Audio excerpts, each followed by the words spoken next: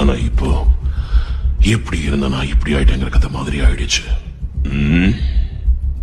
என்ன மாதிரி ஒரு புத்திசாலி பைத்தியக்காரன். என்ன அப்படின்னு கூப்பிடலாம். சரி கேளுங்க, நீங்க எல்லாரும் எதுக்காக இப்படி இந்த பட்டப்பகல்ல மாஃபியா மீட்டிங் வச்சிருக்கீங்கன்னு தெரியும். எதுக்காக ராத்திரியில வெளியே போறதுக்கு பயப்படுறீங்கன்னு தெரியும். பேட்மேன் இந்த கோத்தன் சிட்டியை உஜாலாவுக்கு மாத்தியே ஆகணும்னு அடம் பிடிக்கிற பேட்மேன். இன்னொரு பக்கம் டேட், அவன் நேத்து பிறந்த குழந்தை. அப்புறம் அந்த டிவில பிளானுக்கு எவனோ ஒருத்தன் புலம்பிக்கிட்டு இருக்கானே, அவன் எங்க இருந்தாலும் அவனை பேட்மேன் பிடிச்சிடுவான். அவன் முகத்தை பாரு, பால் வடியுது, மாட்டனா கசக்கிடுவான்.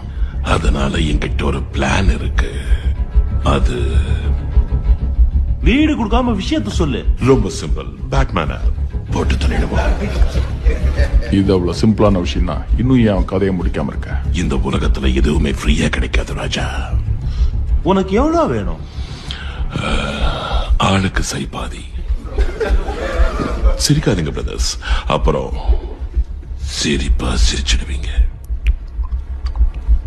இந்த விஷயத்தை நாம சீக்கிரம் கவனிக்கலன்னா